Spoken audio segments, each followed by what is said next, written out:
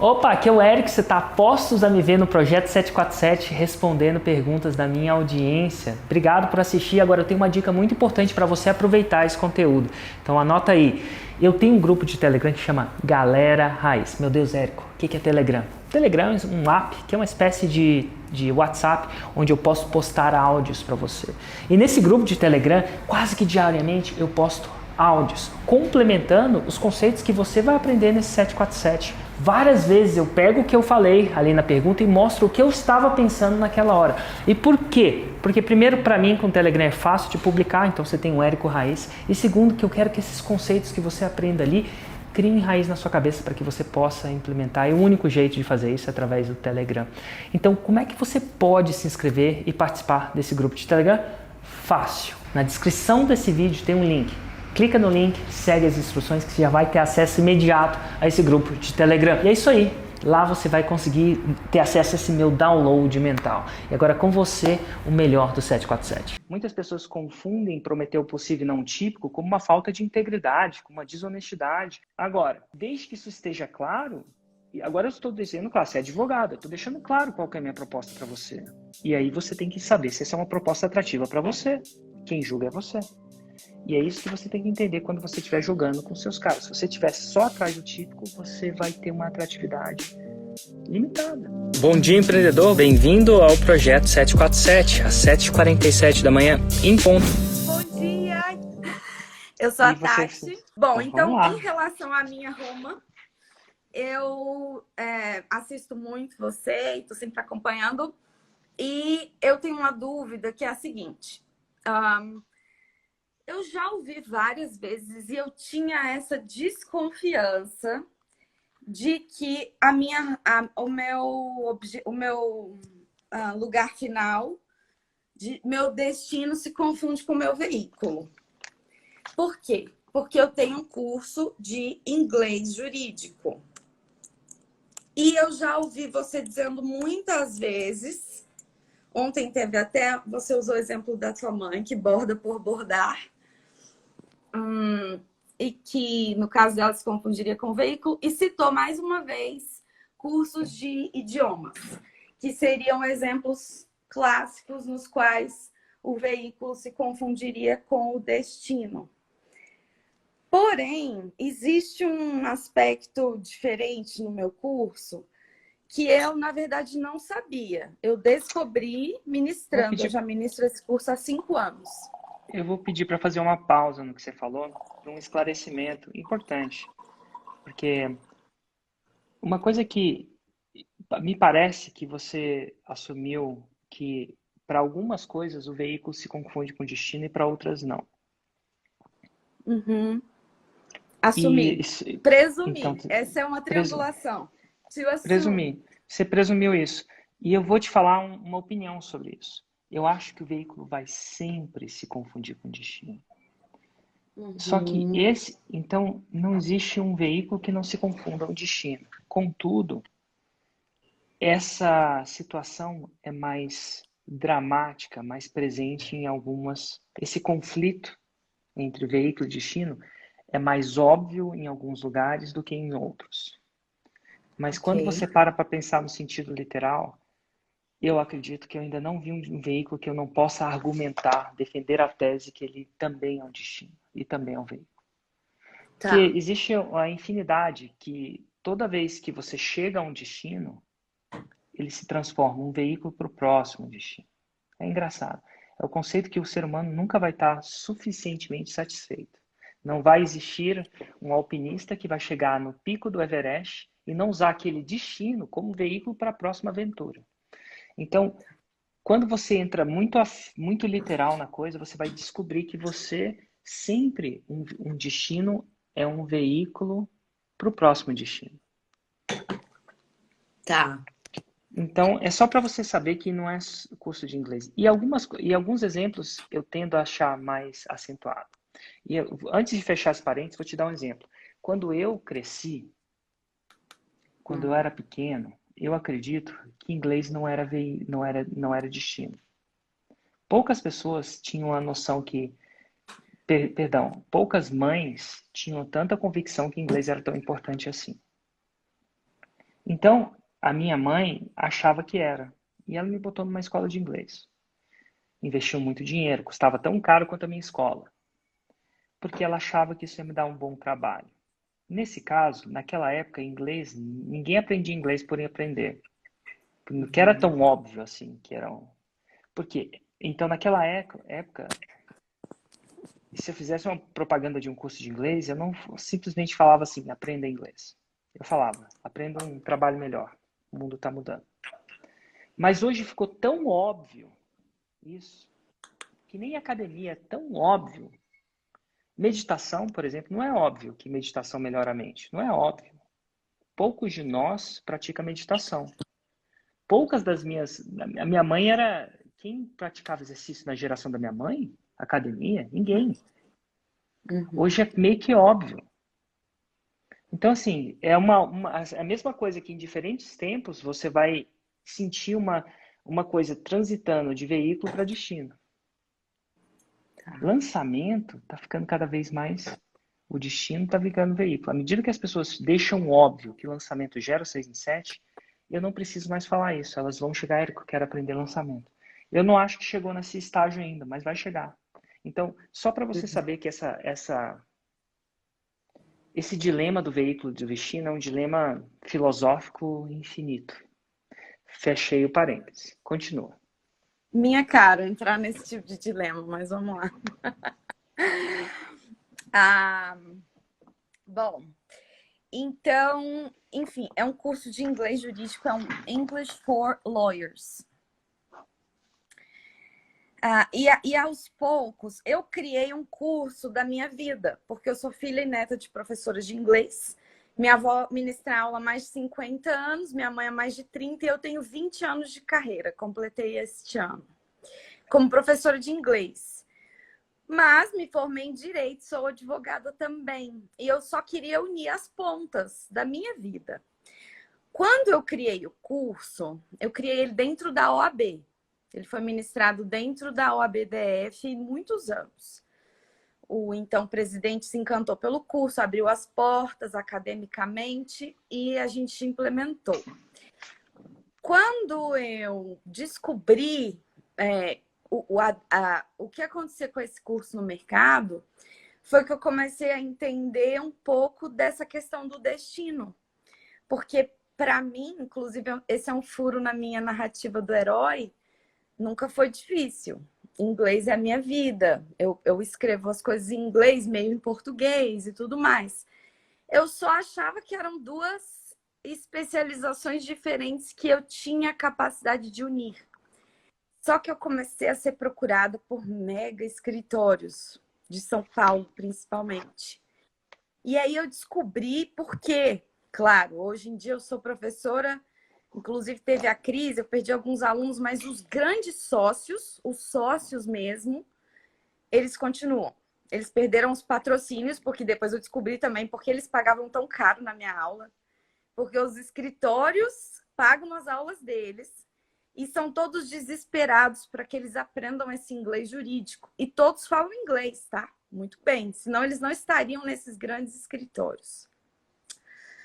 Em geral, os juniors, os advogados júniors falam melhor. Os sócios, por inclusive serem, às vezes, de uma geração que não tinha tanta noção dessa necessidade, como você mencionou agora, às vezes fazem mais aulas, precisam mais, mas eles são super disciplinados e eles têm aquelas agendas loucas, mas eles fazem 2 aulas por semana, necessariamente.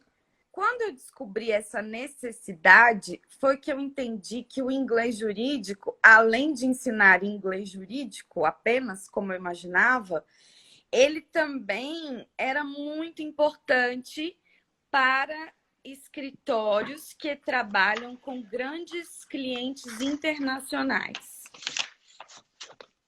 E eu Estou escutando. descobri que os sócios fazem muitas dessas aulas, em função de estarem com esses clientes todos os dias, enviarem e-mails para eles. Então, eles escrevem e falam inglês com essas pessoas que são grandes multinacionais E não importa a nacionalidade do cliente, a reunião sempre será em inglês. Só que, por que eles precisam de mim, já que eles já falam inglês? Eles precisam reportar os seus casos, report the cases, para os clientes. Então, eles precisam usar um vocabulário jurídico que eles não possuem. E foi entendendo essa demanda que eu absolutamente desconhecia. Eu criei o curso naturalmente, que eu formulei essa primeira oferta irresistível, que é muito difícil quando a gente está sozinho, né? Que seria, eu vou te ensinar a falar inglês jurídico para que você conquiste grandes clientes internacionais ou uma vaga. Ai, ai, ai. Vamos lá. A gente vai, eu imagino que você vai querer, me parece que você quer que eu dê uma opinião sobre essa sua Roma, é isso? É. Então tá bom. Ou conquistar uma vaga em um desses grandes escritórios. Vamos lá, então. E eu sei que você está prestes a me falar Roma, é importante que você me fale a Roma. Mas como é um momento muito importante, eu vou ter que escrever. Só que eu vou pedir para você mudar um pouco a estrutura sem mudar a sua Roma. Tá. E existe uma razão para isso. Você falou assim, eu ajudo, eu te ajudo. Como é que você começou a falar? Eu te ajudo. Ensino inglês jurídico. Eu ensino inglês jurídico. Então, para por aí. Aqui falta uma grande informação. Então, só te dizendo o porquê dessa informação. Roma, sobre o meu critério de avaliação, cada um tem o seu. Na verdade, cada um tem o seu. Eu acho que ninguém fala de Roma como eu falo, então eu acho que o meu é único, porque eu devo ter inventado essa Roma até sobre o ditado errado, como você próprio pontuou. É um destino. O primeiro critério é ser um destino simples, claro e atrativo. Destino simples e claro. Clareza, simplicidade, isso é um destino. Entender mais o destino. E nenhuma desses critérios é 0 ou 1. Não é grávida ou não está grávida. São variâncias, são tons de cinza. Mas mais um desses critérios depende. A atratividade é uma coisa que não é por si só inerente do objeto. Ela é inerente da combinação do objeto e do observador. Vou te dar um exemplo. A carne pode ser extremamente atrativa, um bife super legal. Mas se o observador for um vegano, um vegetariano, ela não vai ser atrativa. Então, de novo, carne não é a atratividade não é um objeto inerente do objeto. A simplicidade eu acho que até seja mais, mas a atratividade é muito, muito, muito relativista ao observador. Então é por isso que quando eu peço para a pessoa escrever Roma, eu peço para ela ir me falar quem está observando, sob o ponto de vista de quem. Então, aqui, em vez de você falar eu ensino, blá, blá, blá, quando você fala eu ensino, você não naturalmente, pela estrutura, está na sua cabeça, mas não está na minha. Você falou para quem? Então, eu vou pedir para você falar isso de uma maneira diferente. Eu ajudo. Aí você vai falar quem, a, isso. Você podia falar eu ensino também, não tem problema. Mas eu prefiro você falar, eu prefiro você usar a palavra ajudo, se você não se importar muito com isso. Você se importa? Claro que não. Show de bola. Então começa a falar. Você ajuda, eu, Tati, Eu ajudo advogados. Advogados. Aí continua, que eu vou escrever.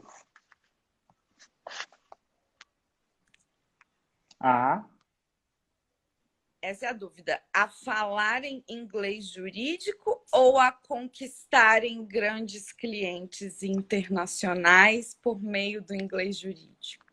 Eu não vou te dar uma resposta certa no momento. Você pode Confuso? colocar as duas, mas A tem que falar colocar inglês uma. jurídico. Então, eu ajudo advogados a falar inglês jurídico, certo? É a primeira Roma candidata?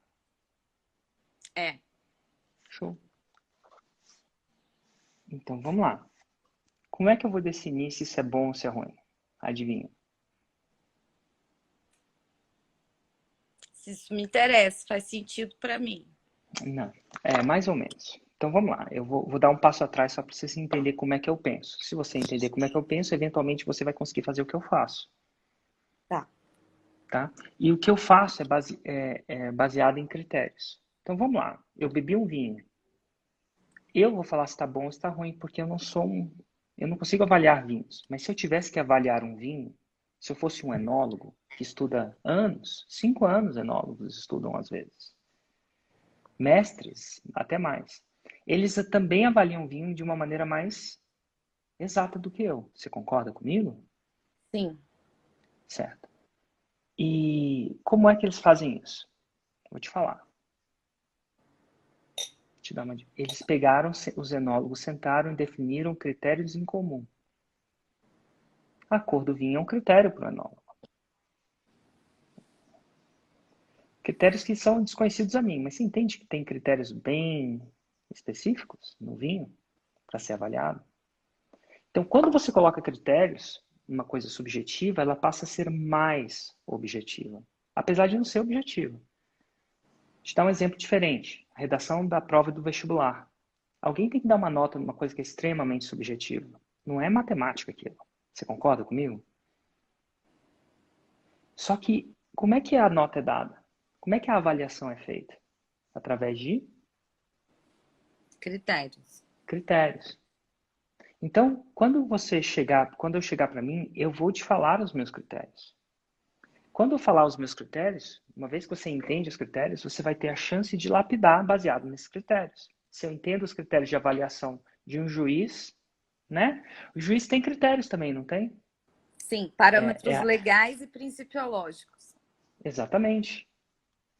Inclusive, ele tem que justificar a sentença dele baseada nisso, não? Fundamentação.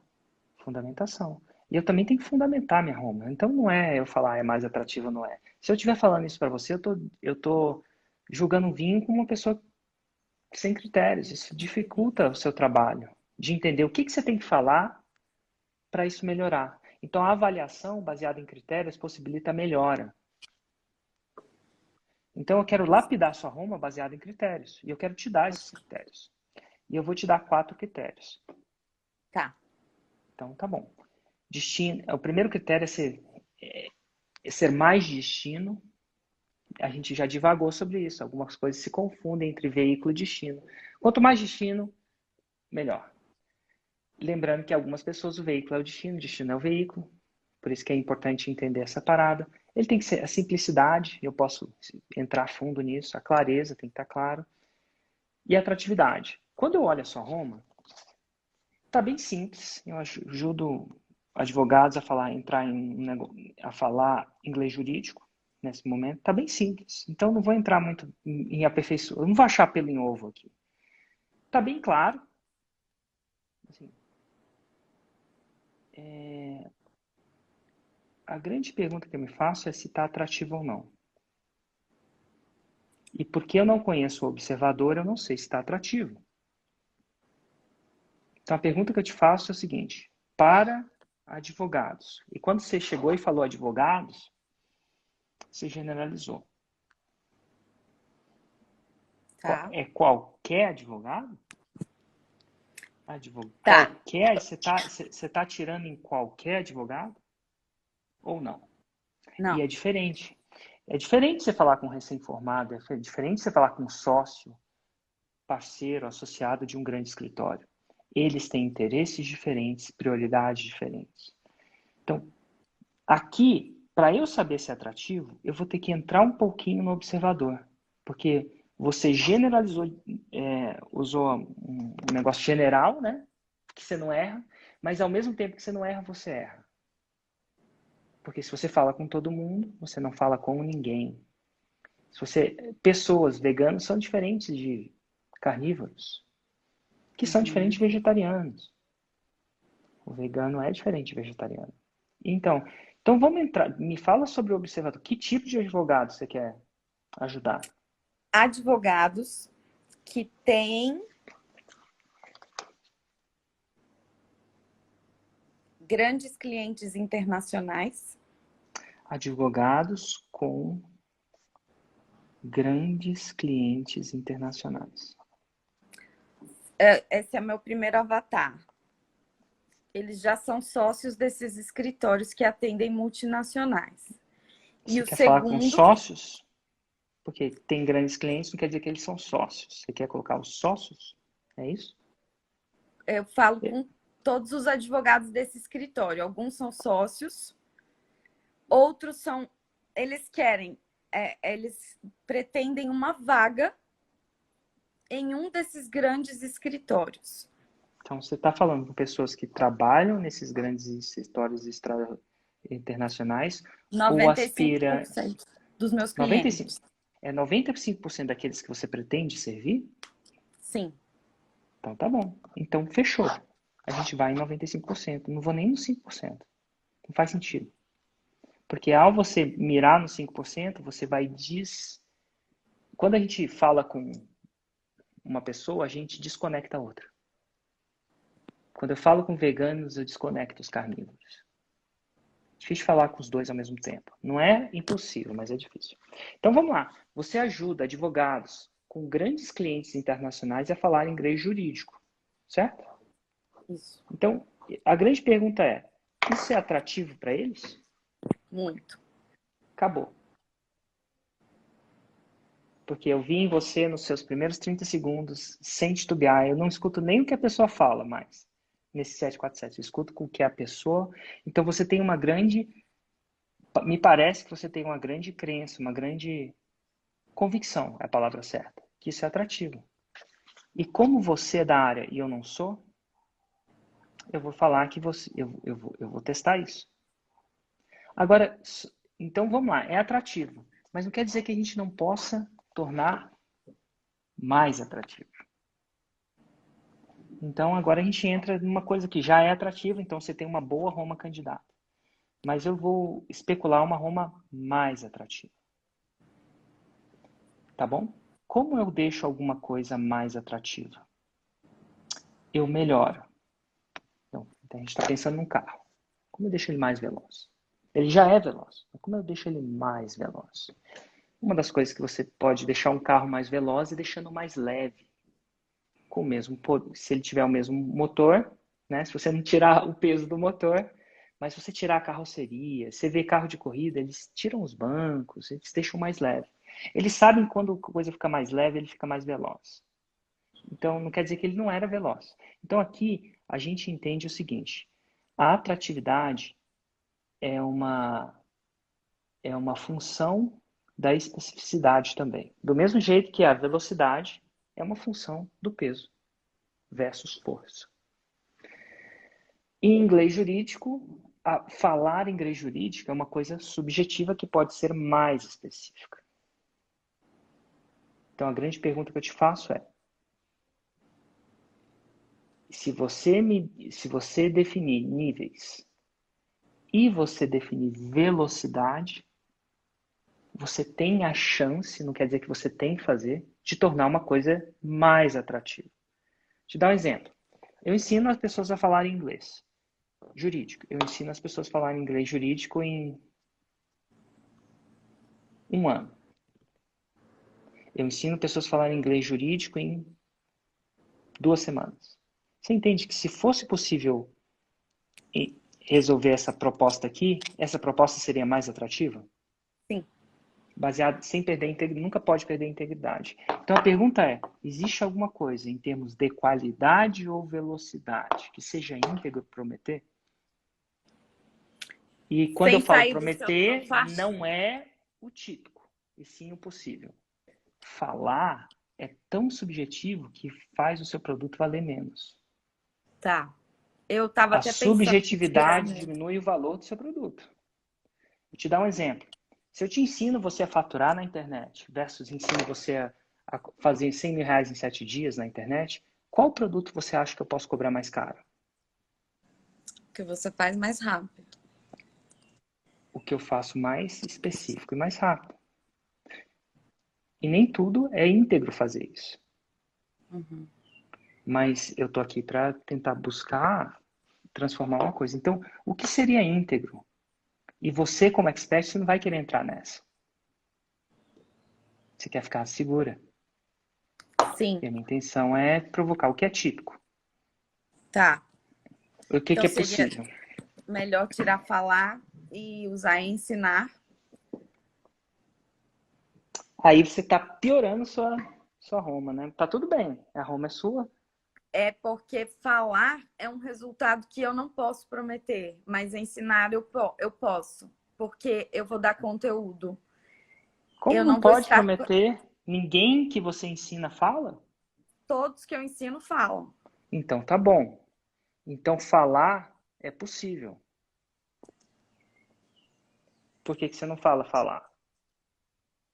Porque falar Porque talvez não isso seja típico. depende, não é típico. Exato. E aí você tá ignorando uma das regras que eu te dei do jogo. Nada de errado com isso.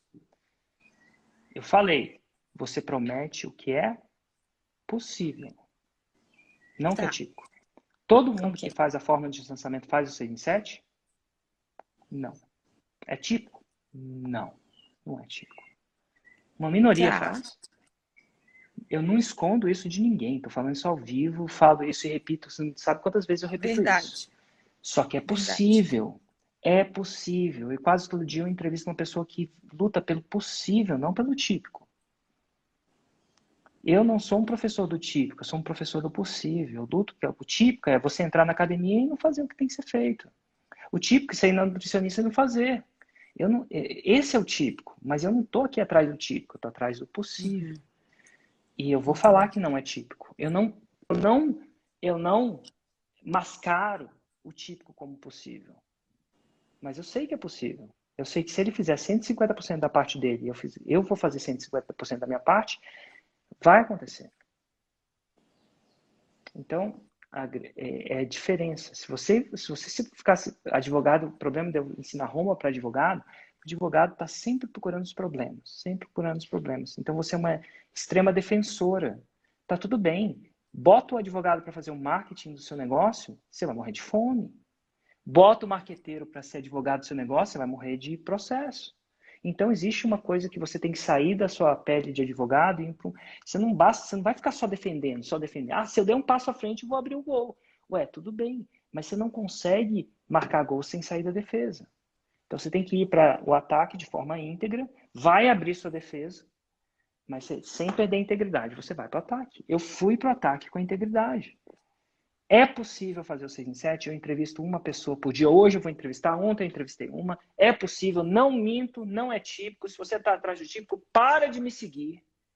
Vai seguir alguma outra coisa. E isso não é uma opinião pessoal, mas eu não estou atrás de pessoas que estão atrás do típico aqui.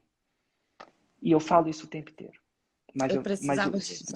mas se você está atrás do possível, se você pode mostrar que aquele possível aconteceu, e você deixar claro isso, bom, você vai começar a envolver pessoas que estão atrás do possível, não do típico. Porque o Estava típico, muito presa nisso. Tinha muita dificuldade. Essa transição da sala de aula para o mundo digital, dentro do meu coração, envolvia esse dilema. Muito obrigada e você não precisa por perder, desfazer isso. o mais legal disso tudo é que muitas pessoas confundem prometer o possível e não o típico como uma falta de integridade, como uma desonestidade. Não é desonesto desde que você seja honesto. Eu estou sendo honesto para todo mundo aqui. Temos 864 pessoas aqui. Mais X mil pessoas que vão ver a gravação disso aqui. Isso aqui está gravado. E eu falo, 6 em 7 não é típico. 6 em 7 é possível. Não é típico.